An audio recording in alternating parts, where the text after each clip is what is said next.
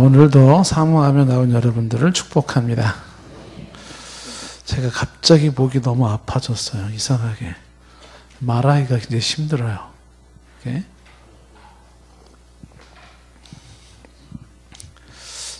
목 감기인지 모르겠는데, 자, 우리가 지금 예정론에 대한 이야기를 좀 하고 있습니다. 예정론. 예정론에서 우리가 여러 가지 얘기를 하고 있지만, 몇 가지 질문을 우리가 지금 예정론에 관련된 질문을 우리가 얘기를 하고 있습니다. 질문과 대답. 첫 번째 예정론에 관련 질문이 나오는 게 뭐냐면, 왜 복잡하게 굳이 왜 예정론을 얘기하는가? 이 질문이죠. 그냥 신앙생활을 하기도 바빠 죽겠는데 복잡한 이 예정은 왜 얘기를 하는 것일까?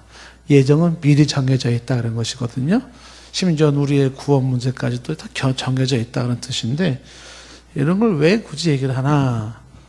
그 이유는요. 대답은 성경이 예정을 말하기에, 그러니까 성경에서 예정을 말하고 있어서 우리 예정을 말하는 거다. 이렇게 간단하게 말할 수가 있습니다.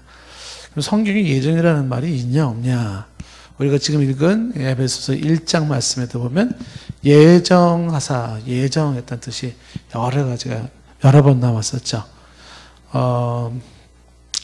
1장 3절, 1장 5절 말씀에도 보면 그의 기쁘신 뜻대로 우리를 예정하사 그렇게 하시고, 또 어디에 있나요? 9절에도 보시면 끝부분에 때가 찬 경륜을 위하여 예정하신 것이니, 11절에도 중간에 우리가 예정을 입어, 이런 표현들이 계속 나와 있습니다. 이 외에도 예정했다는 말이 이사야 30장 32절, 사도행전 3장 20절, 사도행전 4장 28절, 또 에베소서 3장 11절 많이 나오고 있어요. 예정하사, 예정이 됐다.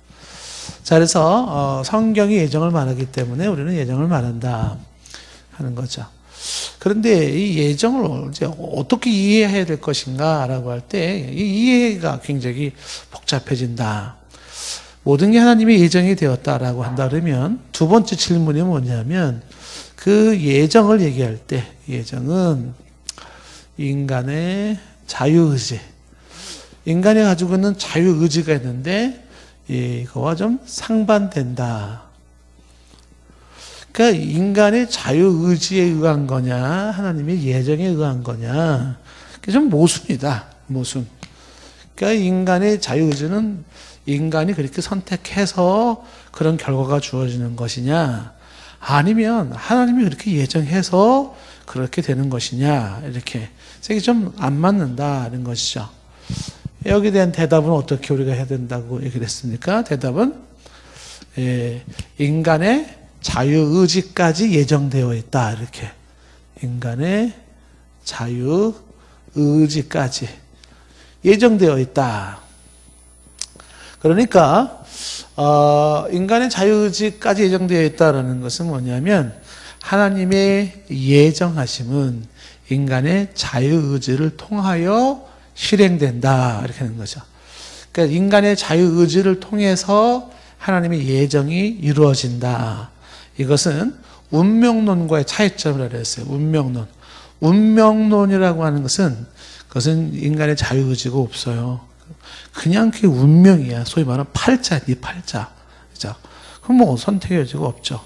그런데 예정론은 운명론이 아니에요. 인간이 로봇이 아니에요. 로봇이 아니고 하나님이 인간을 책임적인 도덕적 존재로 창조하셨어요. 너가 행동한 것에 대해서는 네가 책임을 져야 되는 도덕적인 존재로 인간을 창조해 놓으셨어요. 그래서 인간은 자기 행위에 대해서 책임을 져야 되고 자기 행위에 대해서 도덕적인 그런 의무가 있다라는 것입니다. 그런 하나님이 창조한 이런 인간을 통해서 바로 하나님의 예정이 실현되어진다.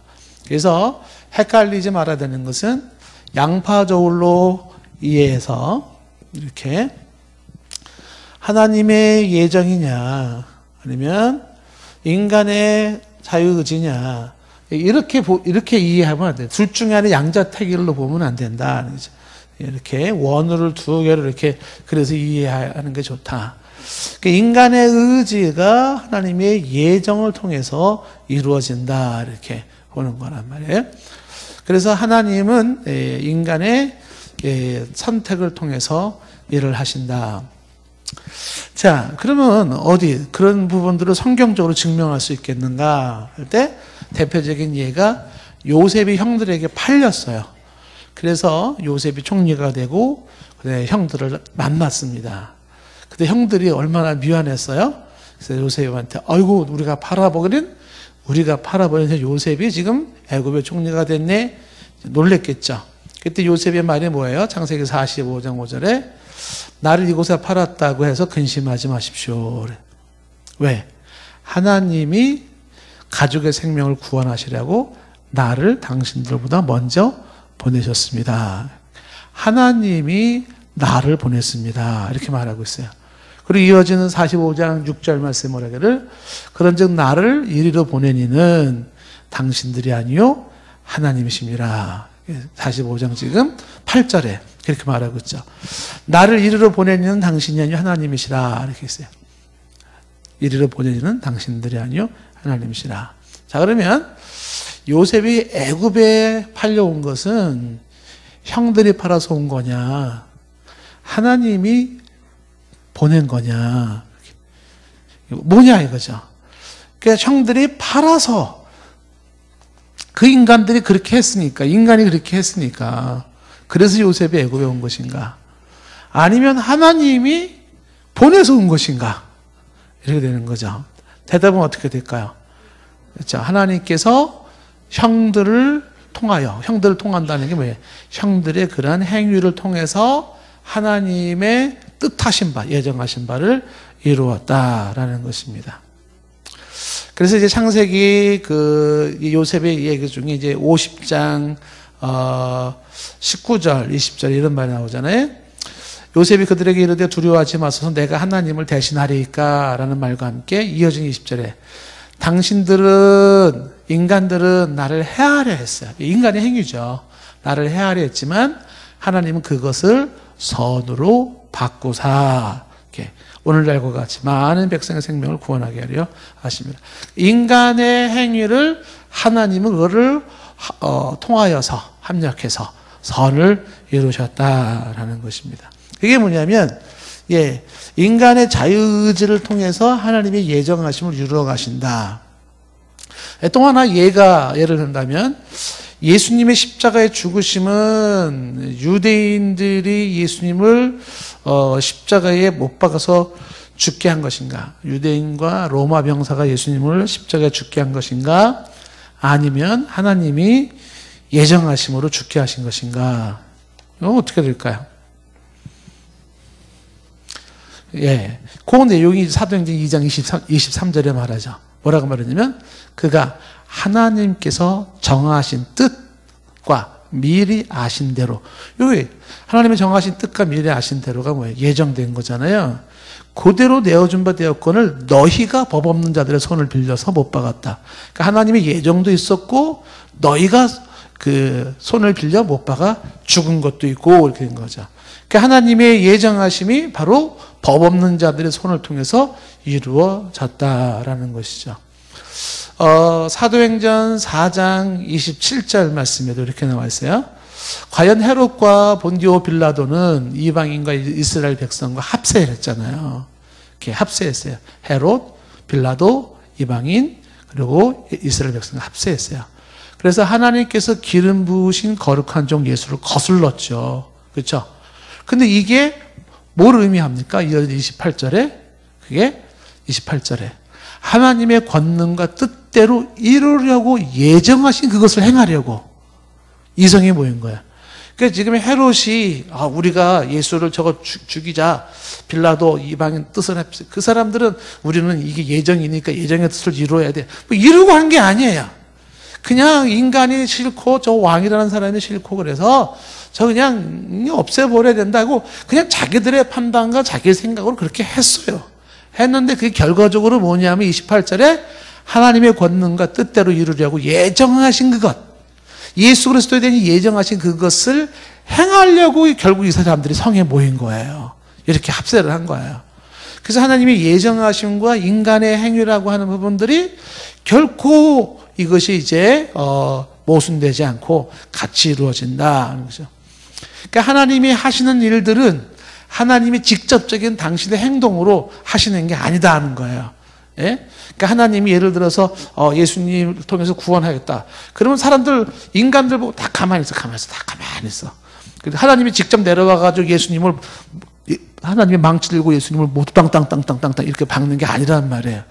하나님이 뜻하시고 예정하신 것을 하나님이 직접 그렇게 하시는 것이 아니다 하는 것입니다. 그래서 이 예정과 자유의지라고 하는 이 부분에 대해서 많은 사람들이 그러면 이게 뭐 예정이 뭐 돼 있으면 우리가 뭐 의지가 이게 뭐 대체 무슨 필요가 있냐 뭐 이렇게 하는데, 의지가 무슨 필요가 있냐 이렇게 얘기하시는 분은 이거를 이제 인간을 기계로, 로봇으로, 운명론으로 생각하는 거, 예정론을 얘기하는 게 아니다 이렇게 이해할 수 있습니다.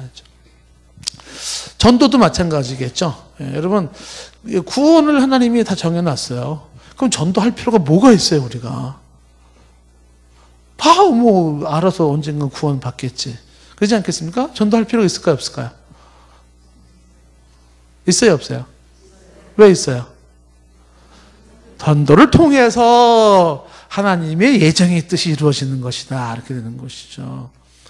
그래서 이제 같은 유사한 그 질문 세 번째가 뭐냐면, 결국 인간의 이 예정을 얘기하는 것은, 이 예정론을 얘기하는 것은 인간이 가질 수 있는 뭔가 노력을 해야 되는 그런 인간의 노력, 동기를 박탈한다. 이게 세 번째 질문이죠. 그래서 예정론을 반대하는 거예요.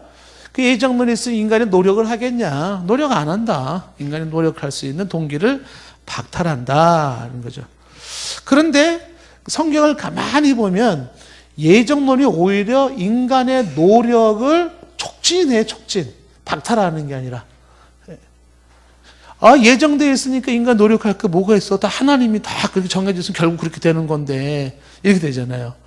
그래서 인간이 노력할 필요가 있겠냐라는 질문이 나오는데, 아니더라. 오히려 예정을 인정하면 인정할수록 인간의 노력을 더욱더 강하게 요청된다. 이제 그거를 설명할 수 있는 게 뭐냐면, 사도행전 27장의 예를 들어서 보면은, 바울이 이제 배를 타고 가다 풍랑을 만났단 말이에요. 그때 하나님께서 말씀을 주시기를, 이 백성들이 반드시 살 것이다 그랬어요. 하나님의 뜻이 뭐냐면 산다. 반드시 산다. 이렇게. 반드시 산다라고 하는 하나님의 뜻이 있을 때, 그때 배 안에 있는 사람들이, 배 안에 있는 사람들에게 요구되는 것은 무엇이냐면, 반드시 산다는 하나님의 뜻, 정하심, 이게 있기 때문에 배에 있는 사람들은 더욱 견고하게 그 말씀에 순종해야 돼요. 순종. 이게 있기 때문에 더 순종을 해야 되는 거예요. 그 말씀에 대해서. 그러니까 하나님의 이런 정하신 결과가 있기 때문에 하나님 앞에 더욱 순종함으로써 결과가 이루어진다. 예정은 인간의 수고와 노력을 더욱 촉구하게 되어 있다라고 해요. 촉구하게 되어 있다. 혹자는 그러면 그래도 뭐 결국은 뜻이 있어도 뜻이 있으니까 더 순종해야 된다는 건 알지만 난 굳이 뭐 이렇게 순종 그렇게 하고 싶지 않다. 뭐 결과적으로 뭐 다 그렇게 되는데 뭐 이렇게 또 아주 뭐 게으름 피우려고 또 뭐 쎄서 뒤로 빼는 사람이 있잖아요. 그렇죠? 혹시 그런 마음 있으십니까? 뭐 하나님이 다 뭐 예정의 뜻대로 됐는데 뭐 이제 뭐 열심히 할 필요도 없지 뭐 그냥 뭐 어차피 되는 거니까. 혹시 그런 분 계시나요? 왠지 좀 요 예정론을 근거로 게으름을 좀 합리화시키고 슬슬 대충 적당히를 좀 합리화시키고 싶은 그런 마음이 조금이라도 드시는 분 한번 손 들어보세요.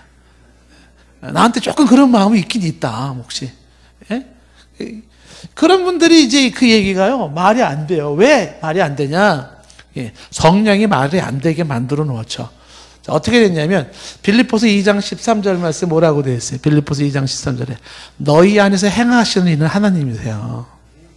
행하시는 이는 하나님이신데 하나님이 강제로 억지로 하는 게 아니라 자기의 기쁘신 뜻을 위하여 너희에게 뭘 줘요? 소원을 두고 행하게 하세요. 우리에게 소원을 두게 하시고 행하게 하셔요. 예. 그러니까 하나님이 우리로 하여금 나 이렇게 주님을 기쁘시게 하고 싶어. 나는 예배하는 게 너무 좋아. 나는 기도하는 게 너무 좋아. 막 소원을 두게 하시고 행하도록 하시면서 뜻을 이루어 가신 거예요. 그게 하나님이 하시는 방법이다라는 것입니다. 자, 그러다음에 이제 네 번째 질문이 나올 수 있는 게 뭐냐면, 그 네 번째 뜻이 뭐냐면, 그 예정론을 얘기하게 되면 결국은 하나님을 죄의 조성자로 만드는 것이다. 이렇게. 예정은 하나님을 죄의 조성자로 만든다. 이렇게. 결국 하나님이 죄를 짓는 거다. 그래서 여기서 강조하는 건 뭐냐면, 인간이 죄를 짓는다는 것은 죄에 대한 책임은 하나님께 있다. 하나님이 그렇게 정해놨기 때문에 그런 거니까 그건 하나님의 죄에 대한 책임이 있다. 이렇게 얘기를 하는 거죠. 그랬을 때 여기에 대한 대답은 무엇일까요? 중요한 것은 하나님은 죄의 조성자가 아니다라는 것부터 이제 일단은 단정적으로 넘어가야 돼요. 하나님은 인간의 죄를 짓는 하나님은 죄의 조성자가 아니에요. 죄를 만드시는 분이 아니에요. 죄의 조성자가 아니다. 여러분들이 무슨 범죄를 했을 때 혹시 그런 생각 드시나요? 이것도 예정이야. 뭐 혹시 그러면서 그러지 않나요? 하나님이 그렇게 정해놨으니까 나 그런 거지. 뭐 이렇게 말하면서 은근히 죄에 대한 책임을 하나님께 이렇게 좀 돌리는 그런 사람이 있나요? 그게 아주 못된 목은 심보아야.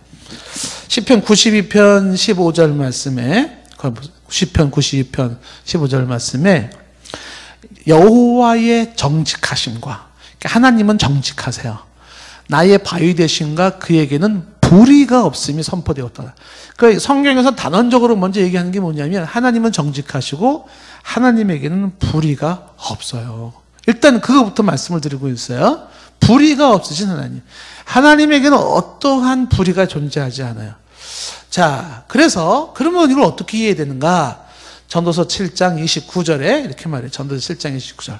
자, 보시면 내가 깨달은 것은 오직 이것이라. 곧 하나님은 사람을 어떻게 하게 지었어요? 정직하게 지으셨으나 누가 많은 꾀를 냈어요? 누가? 사람이 많은 꾀를 냈다는 거예요. 하나님은 정직하게 지었는데 결국 사람이 그렇게 하는 거예요. 사람이 많은 꾀를 낸 것이라. 이렇게. 야고보서 1장 13절 말씀에도 야고보서 1장 13절 뭐라고 되어 있냐면 사람이 시험을 받을 때에 내가 하나님께 시험을 받는다 하지 말지니 하나님은 악에게 시험을 받지도 아니하시고 친히 아무도 시험하지 아니하시느니라. 그래서 야고보서 1장 13절 말씀에서 지금 하나님은 시험을 받지도 않고 아무도 시험하지 않는다라고 할 때 시험이 우리말에는 이제 시험이 그냥 같은 시험인데 언어는 다 달라요. 예를 들어서 인생에 시련이 있죠. 시련.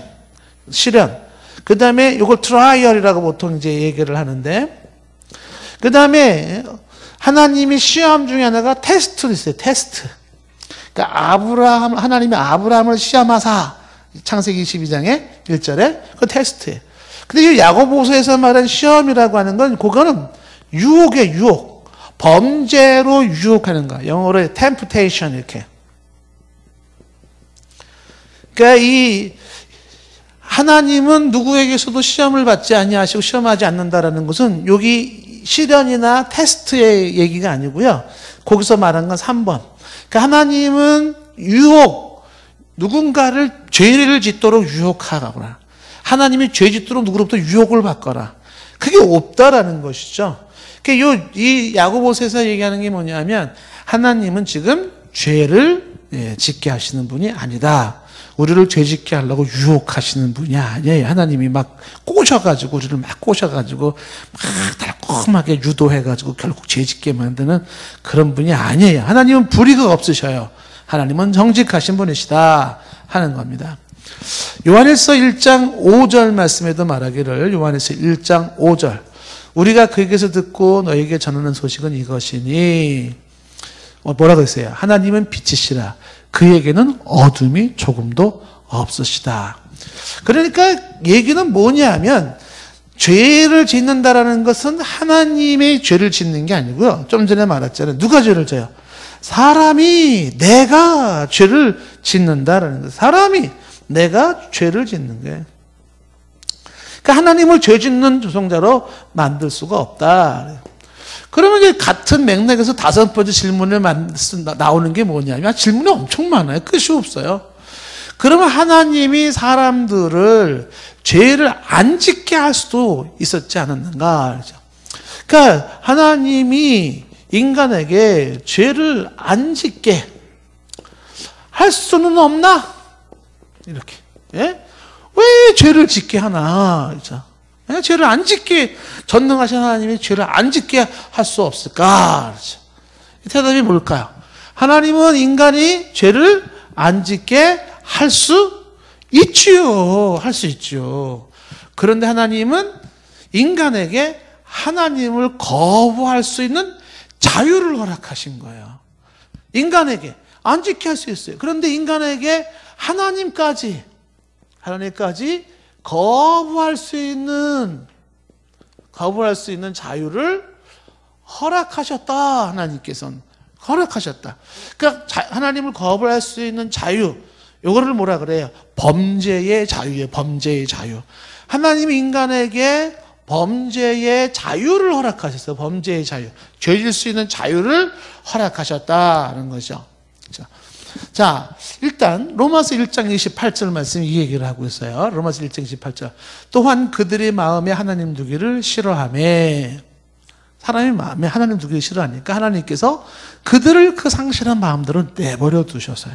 그래서 합당치 못한 일을 하게 하셨으니, 이렇게 되어 있습니다. 그러니까 그 마음에 하나님 두기를 싫어할 때 하나님이 내버려 두셨어요. 내버려 두셔요. 여기 내버려 두셨다는 표현을 우리가 몇 번 얘기하지만 이게 참 무서운 표현이에요. 이 내버려 두셨다라고 하는 게 이제 하나님께서 그냥 그렇게 내버려 두신 건데, 간과하신 건데, 그래서 인간이 그렇게 할 수 있도록 허락을 하셨다라는 것입니다. 여기서 질문이 또 나오는 거죠. 왜 하나님께서 내버려 두셨나? 이렇게 되는 거죠. 왜 하나님 내버려 두셨는가? 그 하나님께서 왜 죄를 지을 수 있는 자유를 주셨는가? 아예 죄를 지을 수 없도록 인간을 만들 수 없었는가? 왜 굳이 이런 범죄의 자유까지 허락해 놓으셨는가? 여기는 아주 깊은 심오한 뜻이 있죠. 예정 자체가 신비야, 신비. 이게 신비인데, 여기도 아주 심오함은 있지만 우리가 보통 쉽게 얘기할 수 있는 것은 뭐냐면, 여러 가지로 대답할 수가 있어요. 그 중에 하나가 뭐냐면, 하나님의 공의 실현 때문에. 이 공의라는 이 표현, 공의의 실현 때문이라 이렇게 보는 거죠. 그러니까 하나님은 인간에 대한 특별한 대우를 하셨어요.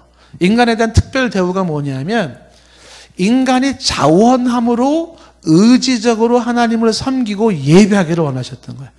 그러니까 인간이 어떤 프로그램화 되어져서 하나님을 떼대니까 마치 어떤 이 자동으로 되니까 이 프로그램에 대한 기계가 하는 것처럼 그렇게 하는 게 아니다. 인간이 자원함으로, 인간이 의지적으로, 그리고 하나님을 섬길 수 있도록 예배하도록, 그런 하나님이 그걸 원하셨다라는 것이지.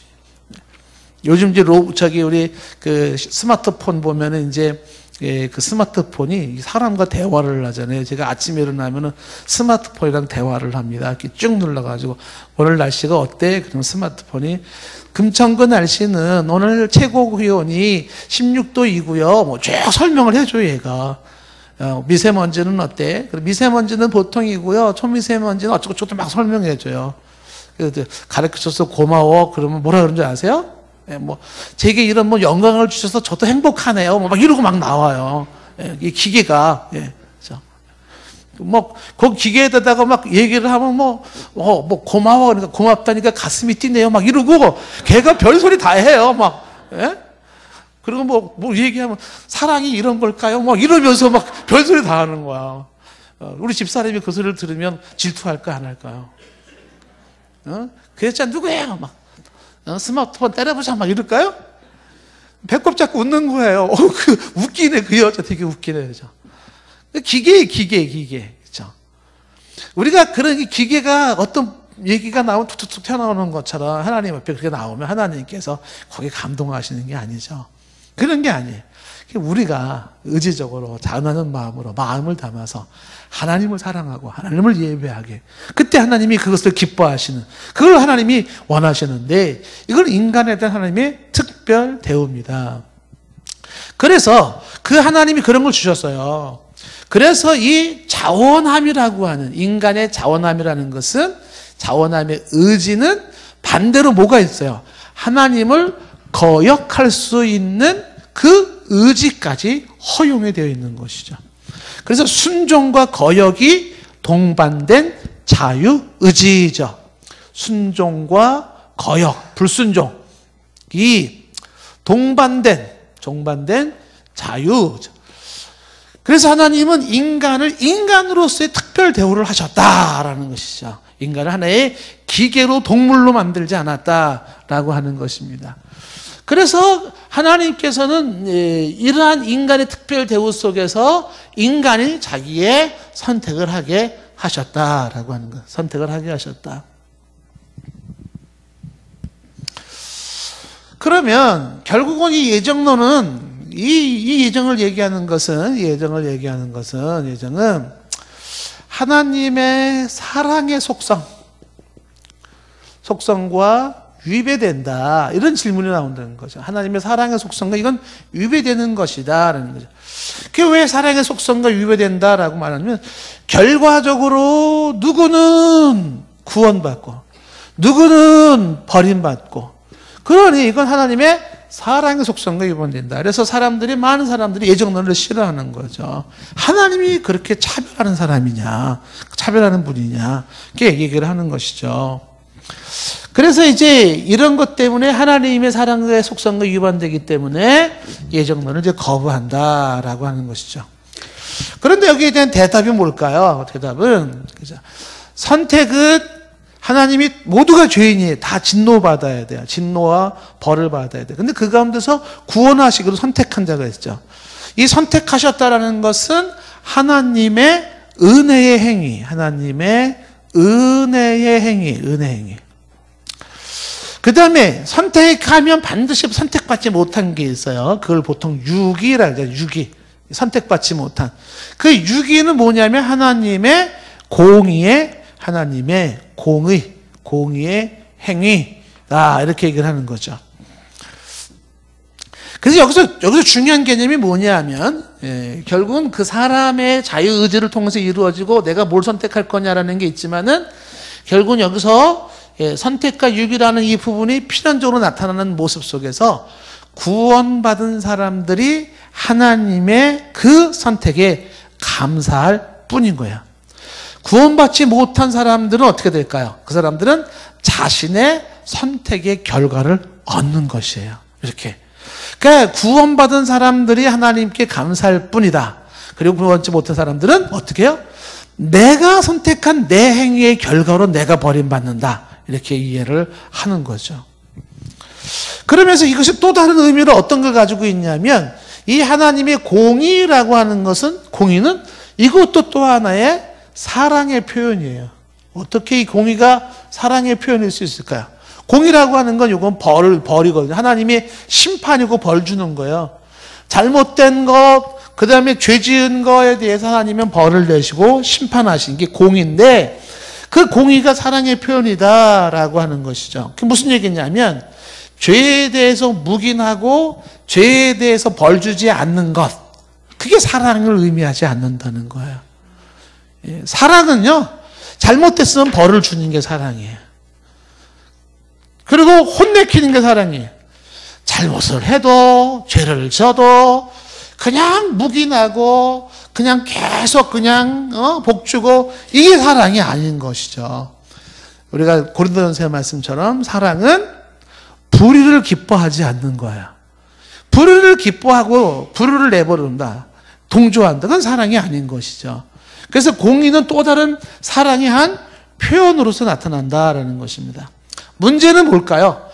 회개하지 않고 의지적으로 고집 피우는 범죄. 회개하지 않고 의지적으로 고집 피우는 이 범죄. 이런 사람들이 영원히 벌을 받는 거예요.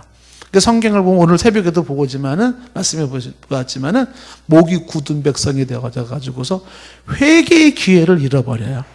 고집을 피우는 거죠. 강팍함으로 고집을 피워요. 그런 선택이 결국은 그 사람을 버림받게 하는 거다라는 것입니다. 그래서 결국은 하나님의 사랑의 속성과 유반되는 게 아니라 오히려 하나님의 사랑을 드러내는 것이다. 이렇게 볼 수가 있는 것입니다. 자, 여전히 여러분들은 이제 예정을 얘기할 때 자꾸만 하나님한테 모든 거를 책임을 해가지고 이렇게 하기 쉬운데 그러면 안 된다는 것을 기억을 하셔야 돼요. 인간의 자유의지를 통해서 이루어진다. 네. 이것도 이제 예정론 얘기하시는 사람들마다 이제 얘기가 많이 좀 구구할 수는 있을 거예요.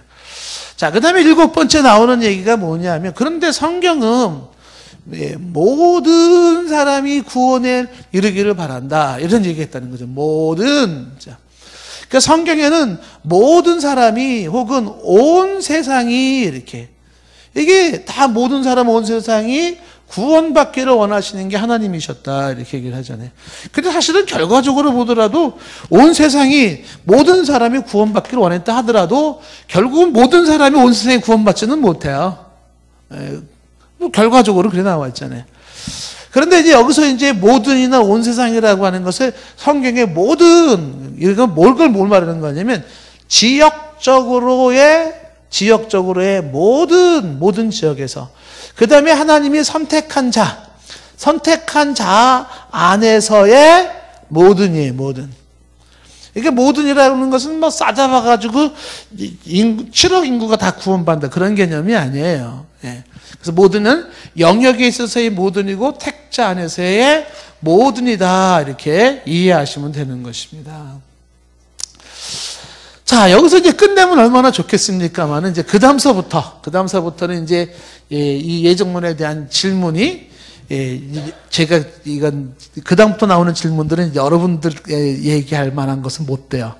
왜냐하면 이제 그 다음서부터 나오는 질문은 여기 7번까지 나오는 질문은 보통 이제 우리 일반 성도들이 혹은 안 믿는 사람들 얘기하다 보면 나올 수 있는 질문들의 거의. 근데 이제 신학자들의 질문은 이제 이런 질문은 하지 않아요. 이런 질문들은 이제 그렇게 크게 그런 의미를 두지 않고 신학자들이 하는 질문들은 이제 조금 더 복잡한 질문을 합니다. 그러니까 뭐가 있는지만 그냥 소개만 하고 넘어가겠습니다. 여러분이 얘기하시면 아마 집에 들어가셔서 머리가 지끈지끈 아파가지고 이제 물수건 좀 가져와라. 내가 오늘 수요일날 예배 갔다가 그냥 괜히 얘기를 들어가지고 이렇게 말할지 모르겠어요. 어떤 게 있냐면 질문이 계속 나오는 게 뭐냐면 예정이 맞을까 예지가 맞을까 하는 거죠. 미리 아시고 예정하신 것일까 예정하시고 미리 아시는 것일까. 예정 예지 이제 이런 부분에 신학자가 질문하죠. 예, 그래서 이제 이건 굉장히 쉽지 않은 모습이기도 해요. 그래서 칼빈 어거스틴이 예지를 말하고 펠라기우스는 예정을 말하는 이런 모습이 나오고요. 그 다음에 이제 또 하나 이제 신학자들의 질문 중에 이제 아직도 예정론을 인정하는 장로교에서조차도 아직도 이게 대답을 찾지 못한, 칼빈도 대답하기 힘들었던 그런 질문이 뭐냐면 타락 전 선택인가 타락 후 선택인가 하는 아주 복잡한 내용이죠. 예. 장로님, 타락 전 선택설이 맞아요? 타락 후 선택설이 맞아요? 뭔 소리요? 그걸 왜 나한테 물어요? 칼빈도 어려웠다면서. 그죠? 예, 굉장히 어려운 얘기죠. 타락 전 선택설. 그러니까 이제 간단히 얘기하면 타락 전 선택설은 하나님의 선택이 있고 이 선택이 있고 나서 하나님의 창조가 일어나고 그리고 나서 인간의 타락이 있다. 이렇게 얘기를 하는 거예요. 타락 전 구원 여부를 선택했다. 근데 타락 후 선택사례라는 거는 뭐냐면 하나님이 창조를 하시고 그 다음에 타락한 후에 하나님은 선택하셨다. 이렇게. 그러니까 1번과 2번이에요. 그러니까 선택이 창조 타락에 있어서 앞으로 올 거냐 뒤로 갈 거냐 이게 중요한 포인트거든요. 하나님이 사람을 선택했다면 천지창조 이전에 선택하신 것일까? 창조 이후에 타락한 후에 선택하신 것일까? 조현아 권사 뭐 같아요? 찍어보세요. 1번과 2번 중에서. 조현아 권사님은 지금 눈이 독수리 눈이에요. 지금 그래가지고 확실히 그 공부하시는 분도 확실히 달라요. 이게 대답 쉽게 안 나오잖아요. 저걸 1번이라고 해야 되나, 지금 2번으로 해야 되나, 지금 순간적으로 예? 아까 얘기했죠. 이게 다 개혁파에서 다 같이 인정하는 건데도 뭐 이게 둘 중에 하나가 지금 확정된 게 없어요. 확정된 게 없습니다. 예를 들면 뭐 칼빈이 이쪽을 선택했지만 또 이쪽을 부정하는 거는 아니고요. 장로교라고 하는 걸 만든 도르트 회의에서는 또 이거를 인정하지만 또 1번을 또 부정하는 건 또 아니에요. 그래서 지금 이제 이런 거는 신학적으로 아주 어려운 얘기니까 여러분들이 뭐 이런 걸 굳이 이해할 필요는 없고요. 신학적으로 더 복잡한 얘기예요. 이건 아마 목사님들을 물어도 대답을 잘 못할 수도 있을 거예요. 칼빈의 이중예정론하고 바르트의 이중예정론의 차이가 뭐예요? 목사님 대답해 보세요. 칼빈의 이중예정론과 바르트의 이중예정론의 차이점. 누가 얘기해 볼래요, 목사님? 왜 또 김주국 목사님 왜 쳐다봐요? 네. 자, 이런 예정론에 대한 얘기는 굉장히 질문이 많아요. 그리고 학자들은 아주 샤프하게 밀고 들어오죠. 예. 칼빈의 이중예정론은 쉽게 말하면 선택과 유기. 근데 이제 바르트라는 사람은 이제 이중예정론을 달리 보는 거죠. 예수 그리스도 안에서 선택하신 하나님, 선택하시는 하나님과 함께 선택된 인간이 예수 안에서 이루어져요. 그건 뭔 소리야, 지금. 이제. 약간 그렇다고 치고. 자, 오늘 얘기에 이제 결론으로 하나 얘기하고 오늘 말씀을 맺겠습니다. 뭐 얘기하면 한두 끝도 없어요. 자, 그럼 결론으로 하고 싶은 얘기가 뭐냐면, 여러분들은 예정된 사람일까요? 안 된 사람일까요? 어떻게 할 수 있을까요? 예정됐는지 안 됐는지 어떻게 할 수 있을까요? 궁금하지 않아요? 여러분 예정되는지 안 되는지 알고 싶어요? 별로 알고 싶지 않아요? 네? 아이고. 그 권사님은 예정됐다는 걸 어떻게 알아요? 성경을 통해서. 성경이 권사님한테 한 얘기라는 걸 어떻게 증명할 수 있어요? 그냥 성경에 나와 있으니까 뭐 있어요. 이거는 쉽지 않죠. 사람이 예정이 되는지 안 되는지는. 왜냐하면 잘 믿는 사람 같다고도 어느 순간에 마지막에 가면은 아주 완전히 배역하고 이렇게 기독교를 떠나고 그런 사람도 있고요. 그 다음에 이제 예수님의 한편의 강도처럼 끝까지 주님을 부인하고 대적했던 사람들인데 확 변화돼가지고 돌아서서 철저하게 또 예수님을 나의 주로 고백하는 사람도 있고 막 그래요. 그래서 지금 이게 우리가 되게 어떻게 알 수 있을까 쉽진 않아요. 한 가지 분명한 사실은 뭐냐면 예정되는지 안 되는지 알아볼 수 있는 가장 중요한 방법은요. 예수 그리스도에 대한 믿음이에요. 믿음. 그 예수님을 믿느냐 안 믿느냐. 결국 이 믿음이라고 하는 것으로 체크할 수가 있습니다. 그러니까 이게 무슨 얘기냐면 내가 믿으니까 나는 선택된 사람이야. 이렇게 말하는 게 아니에요. 그렇게 말하는 게 아니고 내가 선택되었기 때문에 나는 믿게 되는 거예요. 이게 말이 좀 다른 거예요. 믿어서 선택되는 것이 아니라 믿도록 선택이 되어 있어요. 그래서 이 믿음이라고 하는 것은 선택된 내게 필연적으로 주어지는 거예요. 예수 그리스도에 대한 믿음이 필연적으로 주어지게 되었다. 예를 들면은 사도행전 13장 48절 말씀에 이런 말씀이 있어요. 사도행전 13장 48절 말씀에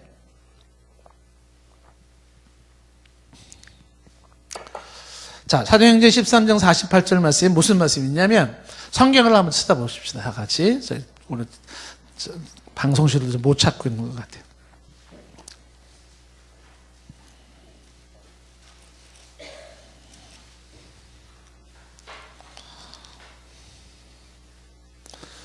이제 나왔네. 자, 이방 다 같이 시작. 이방인들이 듣고 기뻐하여 하나님의 말씀을 찬송하며 영생을 두시기로 작정된 자는 다 믿더라 그랬어요. 그러니까 영생을 두시기로 작정된 자에게 필연적으로 따라오는 게 뭐냐면 믿는 거예요. 믿음을 갖는 거야.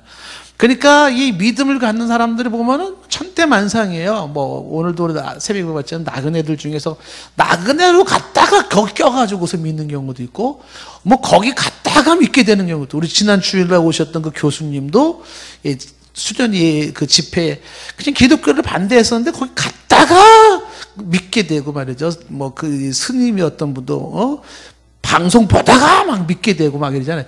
영생을 두기로 작정된 자는 결국 믿게 되더라 라고 하는 것입니다.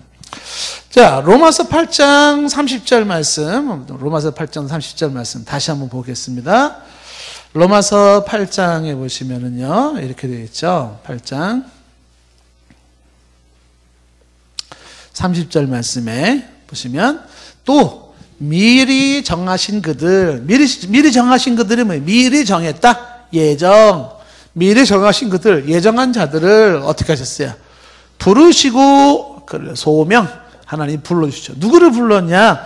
예정된 자를 소명 부르시고, 그 다음에 뭐라고 되어 있어요? 부르신 그들을 또한 의롭다 하시고 칭의, 의롭다 하시고, 그 다음에 어떻게 했어요? 의롭다 하신 그들을 또한 영화롭게 하셨느니라. 이렇게 돼요. 영화롭게 하셨느니라. 그래서 결국은 사람이 결과적으로 영화라고 하는 건 영원히 하나님과 함께 누리는 그 영화의 영광은, 그것은 지금 내가 여기 소명과 칭이라는 게 대표적으로 나왔지만 요 사이에 신앙과 회개와 양자와 다 들어가 있죠.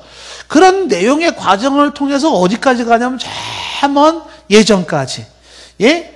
창조 이전의 예정하심까지 올라가는 거예요. 그러니까 한 사람이 여기 지금 소명칭의에는 이제 신앙이라는 게 있잖아요. 뭐 믿음, 회개, 그 다음에 아들됨, 양자 이런 게 다 들어가는데, 이런 모든 것들이 결과적으로 영화까지 가는데 그 영화의 뿌리거든요. 예정에서 부르신 그들을, 예정하신 그들을 부르시고 의롭게 하시고 믿게 하시고 회개하게 하시고 아들 되게 하시고, 그래서 성화를 겪게 하시고 영화로 들어가게 하신다라는 거예요.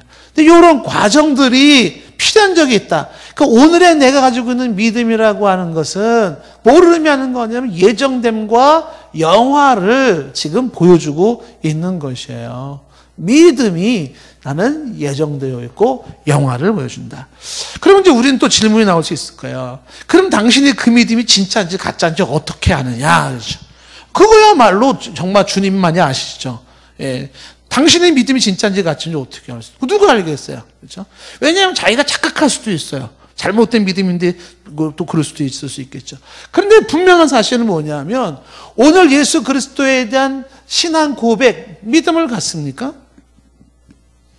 그렇다면 이 현상, 이 현실, 이 행위 자체가 뭘 말해주는 거냐면 하나님의 예정하심과 앞으로의 영화라고 하는 것이 바로 여러분을 두고 행한 말씀이라는 걸 보여주고 있는 거예요. 내가 오늘 믿음을 갖고 예수 그리스도를 믿는다라는, 뭐 이것은 믿음을 가졌기 때문에 완벽하다, 뭐 천사같이 살아간다, 흠과 티가 없다, 그런 개념이 아니죠. 예, 여전히 불완전하고 연약하지만 그러나 내가 예수 그리스도의 전도를 받고 믿음을 가지고 또 하나님 예배하는 예배자로서 교회에 출석하고 예수님을 나의 주로 고백하는 신앙 고백이잖아요. 그 예수님을 나의 주님으로 고백하고 있다라고 하는 오늘의 지금의 이 현실은 뭘 의미하는 거냐? 예정된 자, 영생을 주기로 작정된 자는 다 믿더라. 그렇게 믿었어요. 그 사람들에게 주어지는 영화가 있다라고 하는 것이에요. 오늘의 여러분들의 믿음으로 여러분들은 과거와 미래를 또 얘기해 볼 수가 있는 것이죠. 자, 그래서 제가 보기에는 이제 우리끼리만 얘기했지만 수요일 날 나오시는 분들은 거의 예정된 분 같아요. 여기 안 나온 분들은 잘 모르겠지만, 근데 여기서 새벽 예배까지 나오신 분들은, 새벽 예배 나오신 분들끼리만 얘기를 할게요. 확실해. 금요철에 나오시는 분들은 조금 확실할까 이제 그건 웃자가는 소리고요. 근데 예정론에서 제일 중요한 것이 이제 우리가 오늘 에베소서 말씀에서 우리가 본 내용에서 제일 중요한 게 뭐냐면 왜 날 선택하셨는가? 거룩하고 흠이 없게 하시라고. 그 은혜의 영광을 찬송하게 하시려고. 그 이건 뭐 선택받았다고 뻐기고 뭐 막 의시되고 뭐 선택받지 못한 사람들은 멸시하고 무시하고 뭐 그런 개념이 아니라 나 같은 죄인을 모두가 죄 아래서 저주 아래 쓰는 자들인데 나 같은 죄인을 불러주셔서 예수 그리스도를 알게 하시고 십자가의 비밀을 알게 하시고 그 의미를 알게 하시고 내게 믿음을 주셔서 예수를 나의 주로 고백하게 하시고 하나님의 자녀되어 주를 예배하여 그리고 예배의 기쁨과 말씀과 그리스도 안에서의 그 영광의 참여함을 기뻐하게 하시는 이것이 뭐예요? 그건 받은 바 은혜에 감사해서 하나님께 영광과 찬송을 돌리는 것. 그 여러분이 지금 예수 그리스도를 들었고 알았고 믿었습니까? 그럼 여러분들이 할 수 있는 건 뭐냐 하면 오직 나를 이 반열 속에 불러주시고 여기에 쓰게 하신 하나님의 그 선택하심에 다만 머리를 조아리며 주 앞에 감사 찬양을 올릴 것밖에 없는 거예요. 그게 제일 중요한 거죠. 그거를 위해서 지금 나를 선택하신 거죠. 그 외에 복잡한 얘기들이야 그거야 뭐 다 천국에 가면 다 풀어지지만 어쨌거나 내게 이러한 구원의 반열에 나를 쓰게 하시고 이 믿음의 반열에 서게 하신 것은 하나님의 은혜요. 하나님의 선물인 것이다 하는 것이죠. 자, 기도하고 마치겠습니다.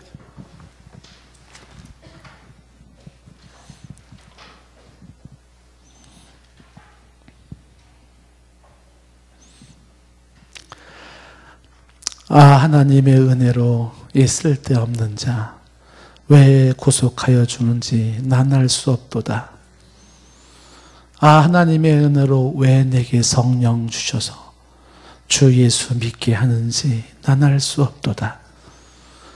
우리에게 내 인생 평생에 영원한 신비 하나님의 심오한 지혜 주 예수 십자가를 통한 구원의 역사를 알게 하시고 듣게 하시고 보게 하시고 믿게 하사 그리스도 예수를 통한 하나님의 구원의 반열에 서게 하신 것, 이 은혜에 감사 찬양드리는 복된 심령들 되게 하옵소서. 주님을 마음껏 찬양하고 마음껏 감사하며 마음껏 영광 돌리는 주의 택한 백성들 되게 하옵소서. 예수님의 이름으로 기도드리옵나이다.